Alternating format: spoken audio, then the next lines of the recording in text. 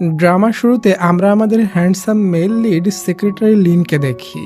সে একটা বিজনেস পার্টিতে এন্ট্রি নেয়। তখন সব মেয়েরা তাকে দেখে ফিদা হয়ে বলে, এই ছেলেটা কে? এই সময় একটা মেয়ে বলে, আরে তুমি এই ছেলেকে চেনো না? এ হলো সেক্রেটারি লিন। সে অ্যাব্রোড থেকে পড়াশোনা কমপ্লিট করে এসেছে, এমনকি সে 5টা ভাষায় কথাও বলতে পারে। সে এই শহরের সব থেকে ইন্টেলিজেন্ট সেক্রেটারি। বহু কোম্পানি তাকে হাই পেমেন্ট অফার করেছে, তবে এই কোম্পানির প্রেসিডেন্ট তাকে কোথাও যেতে দেয়নি। এরপর আমরা এই কোম্পানির প্রেসিডেন্টকে দেখি। সে যেমন ইয়ং তেমনই কিউট একটা মেয়ে এবং তার নাম মিলি। মিলি কোরিয়ার একটা বিজনেসম্যানের সাথে বিজনেস ডিল করতে চায়, তবে কেউ তো কোরিয়ান ল্যাঙ্গুয়েজ জানে না। তখন লিন ওখানে আসে আর কোরিয়ার ওই বিজনেসম্যানের সাথে খুবই সুন্দরভাবে কোরিয়ান ল্যাঙ্গুয়েজে কথা বলে ডিল করে নেয়। এটা দেখে আমাদের হিরোইন চেয়ারম্যান মিলি তো অবাক আর বলে, তুমি কোরিয়ান ল্যাঙ্গুয়েজ কবে শিখেছো? সেক্রেটারি লিন বলে, তুমি 1 মাস আগে কোরিয়ান বিজনেসের কথা বলেছিলে, সেই 1 মাস আগে থেকে আমি কোরিয়ান ল্যাঙ্গুয়েজ শিখে নিয়েছি। তাদের দুজনকে কথা বলতে দেখে কিছু মেয়েরা বলে, মিলি আর লিনকে দেখে মনে হয় তারা দুজন গার্লফ্রেন্ড বয়ফ্রেন্ড।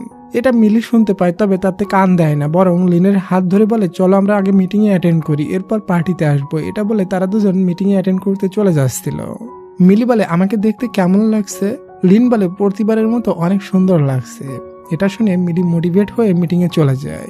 লিফটে একটা লোক ফোন নিচু করে একটা মেয়ের নিচের ফটো নিচ্ছিল। এটা মিলি দেখে ফেলে, তাই সে লিফট থেকে বের হওয়ার সময় ওই লোকটাকে ধাক্কা মারলে লোকটা এবং ফোনটা নিচে পড়ে যায়। তখন মিলি তার হাই হিল দিয়ে ওই লোকটার ফোনটা ভেঙে ফেলে ওখান থেকে চলে যায়।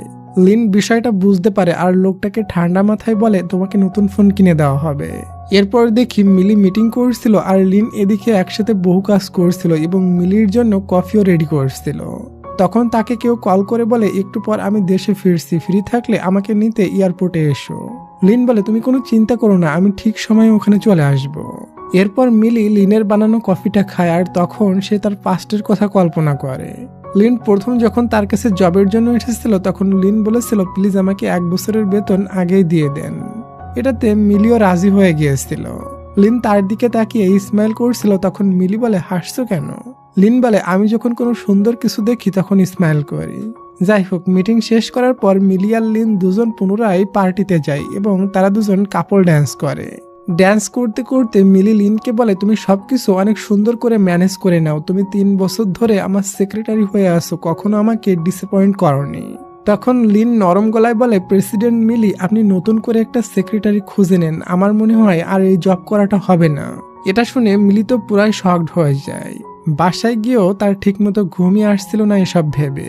আসলে বাসায় আসার সময় লিন তাকে ক্লিয়ার করে বলেছিল, আমার গার্লফ্রেন্ড দেশে ফিরছে, আমরা দুজন বিয়ের